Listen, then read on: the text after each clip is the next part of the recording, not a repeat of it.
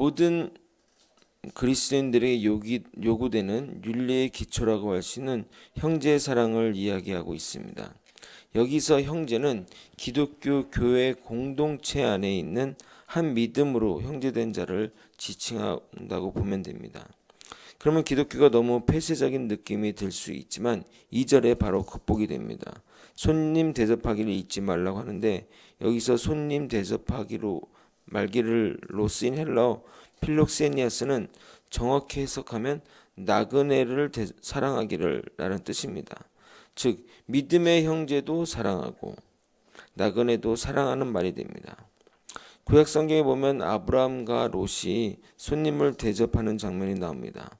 결국 그 손님이 천사임이 밝혀지는데 그 이야기를 이어서 하는 겁니다. 3절 한번 읽어보겠습니다. 너희도 함께 갇힌 것 같이 갇힌 자를 생각하고 너희도 몸을 가졌은즉 학대받는 자를 생각하라.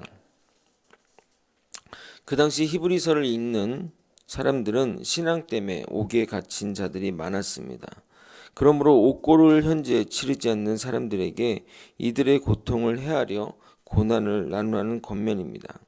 당시 헬라 철학자 아리스티테스가 쓴 그리스도교 신앙을 위한 변증을 보게 되면 그는 외부인의 시선으로 그리스도인들에 대한 관한 내용을 기록했는데 그리스도인들이 이렇게 삶을 살았다는 기록이 나와 있습니다. 만일 동료가 그리스도로 말미암아 투옥되거나 고난을 받는 경우 그들은 모든 수단을 써서 그 사람이 필요한 대로 원조하였으며 돈으로 자유를 대체할 수 있다면 그의 해방을 위해 노력했다라고 기록하고 있습니다. 그리스도인들은 감옥에 갇힌 동료 그리스도인을 돌아보는 것은 곧 그리스도를 돌보는 것이라 생각했기 때문입니다. 이어서 4절 한번 읽어보겠습니다. 시작. 모든 사람은 결혼을 귀히 여기고 침소를 더럽히지 않게 하라.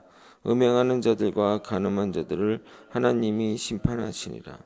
이렇게 하나씩 끊어서 읽는 이유는 이게 단편적인 어떤 말씀, 권면의 말씀이 있기 때문에 전체적으로 연결이 되지 않기 때문에 이제 있는 겁니다.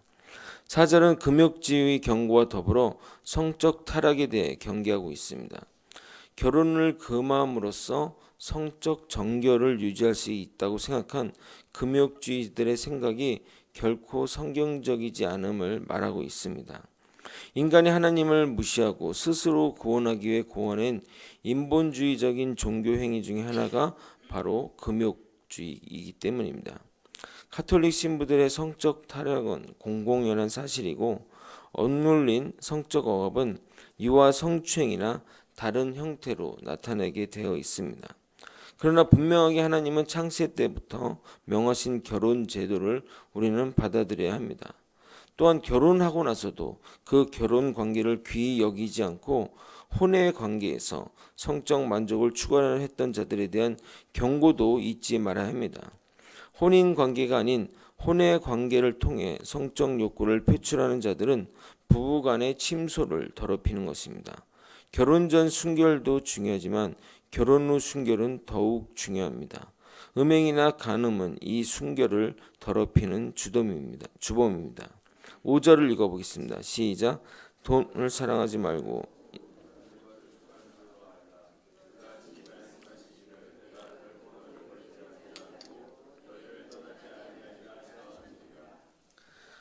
돈에 대한 어떤 설교를 좀 한번 할 필요가 있는데 이 개념을 잘 이해하셔야 됩니다. 성경은 돈을 사랑하지 말라고 하십니다. 이것은 일상적인 경제 활동을 하지 말라는 것으로 이해하면 안 됩니다. 여러분은 여러분의 자리에서 최선을 다해 경제 활동을 하셔야 됩니다. 돈을 벌 수만 있다면 많이 버셔도 됩니다. 돈 자체는 가치 중립적인 도구입니다. 그러나 돈을 사랑하는 것은 다른 개념입니다. 돈은 사랑할 대상이 아닌데 가치를 부여함으로 사랑하게 되면 결국 돈의 종속이 되기 때문입니다. 그래서 그 자리에 하나님 자리에 돈을 두게 되는 것입니다. 이해되십니까? 돈이 도구라는 것의 말입니다. 적절한 예인지 모르겠지만 제가 몸이 아파서 최신 안마기를 사서 했더니 몸이 아주 편해졌습니다. 산 건 아니고 그렇다는 얘기예요. 그렇다고 안마기를 아끼고 애기중지하고 안마기를 싸고 돌고 안아주고 하지는 않지 않습니까? 나의 몸을 편하게 하는 도구일 뿐입니다. 그러나 돈은 그렇게 하지 못하는 것이 문제입니다. 그래서 돈을 위해 끔찍한 일도 서슴지 않고 심지어는 부모 형제도 돈 때문에 죽이는 일까지 하는 겁니다. 돈이 뭐라고 말입니까? 돈을 사랑하면 돈의 노예가 됩니다. 성경은 그래서 돈을 사랑하는 일의 위험성을 누누이 강조하고 있습니다. 디모데전서 6장 10절 돈을 사랑함이 일만하게 뿌리가 되나니 이것을 탐내는 자들은 미혹을 받아 믿음에서 떠나 많은 근심으로 자기를 찔렀도다. 성경에도 이런 일들이 많이 기록되어 있습니다. 여리고성 함락 시 하나님께 바쳐진 것 중 금과 은과 아름다운 외투를 탐해 훔친 아간이 가족과 함께 진멸했던 것과 거대한 재산에 대한 욕망을 버리지 못한 부자 청년은 예수님의 말씀을 따르지 못했고 헌금의 절반을 감추고도 거짓말한 아냐니아와 삽비라는 즉각적인 하나님의 진노를 받았습니다. 이 모두가 돈에 대한 잘못된 태도 혹은 생활 방식 때문에 닥친 불행입니다. 그리고 물질에 대해 무작정 걱정 말라고 하신 하나님이 아닙니다. 내가 너희를 떠나지 않겠다고 말씀하십니다. 이 말씀의 핵심은 하나님께서 택하신 언약 백성들은 그들이 어떤 형편에 처하든지 하나님의 절대적인 보호와 도움을 받는다는 겁니다. 부모가 자녀를 어려움 가운데 방치하지 않고 돌보는 것은 당연한 일입니다. 그렇게 하나님은 우리를 그렇게 돌보실 것입니다. 7절을 한번 읽어보겠습니다. 시작. 말씀을 너희에게 일러주고 너희를 인도하던 자들을 생각하며 그들의 행실의 결말을 주의하여 보고 그들의 믿음을 본받으라.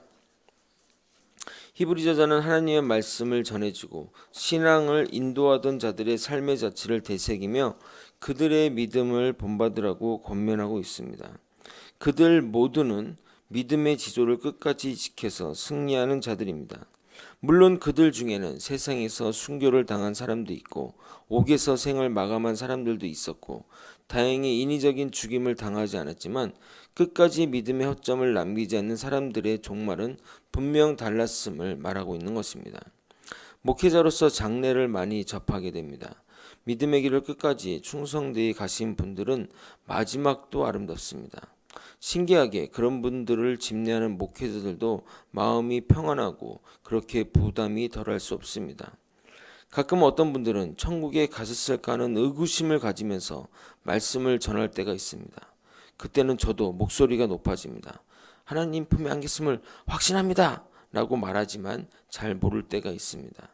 하지만 믿음의 길을 꼿꼿이 가신 분들은 제가 전혀 일면식이 없는 전혀 모르는 분이라 할지라도 장례를 치르면 알 수가 있습니다.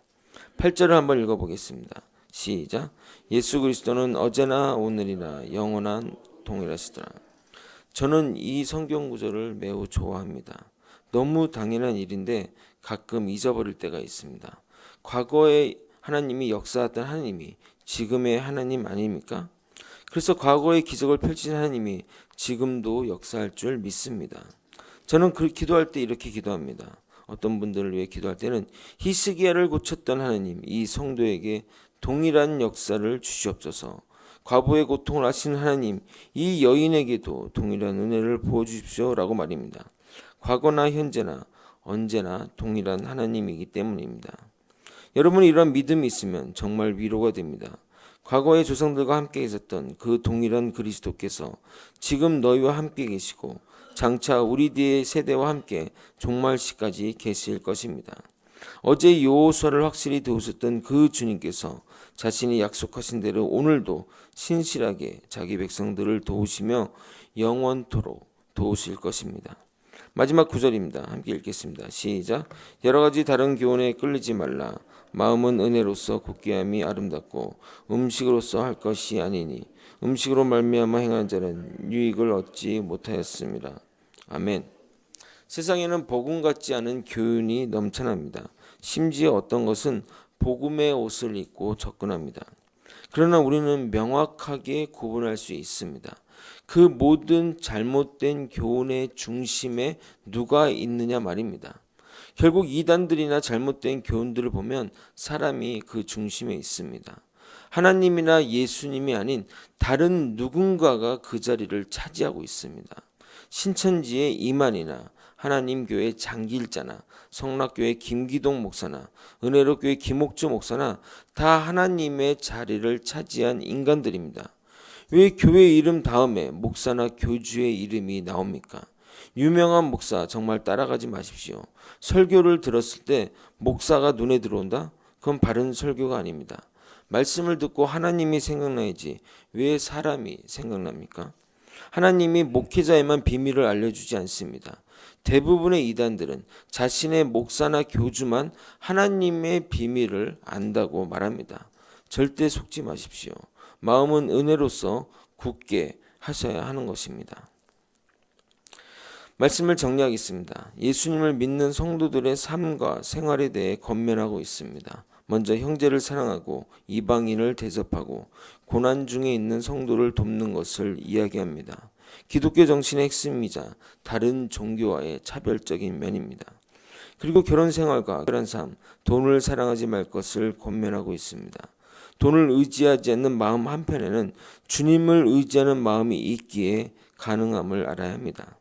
이어서 앞서간 신앙의 선진들을 본받아 한결같은 신앙을 지킬 것을 권면하고 있습니다. 그 신앙의 선진들이 따랐던 하나님과 지금 우리가 믿는 하나님이 동일한 하나님이라면 우리는 결코 두려워할 것이 없습니다. 그러므로 바른 말씀 안에 거하며 절대 이단의 속임수에 속지 말고 주님만 바라보는 저와 여러분이 되시길 예수님의 이름으로 소망합니다. 아멘. 기도하시겠습니다.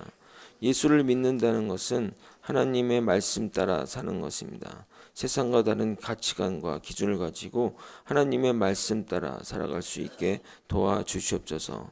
믿음의 선진들이 믿었던 하나님과 우리가 믿는 하나님은 동일합니다.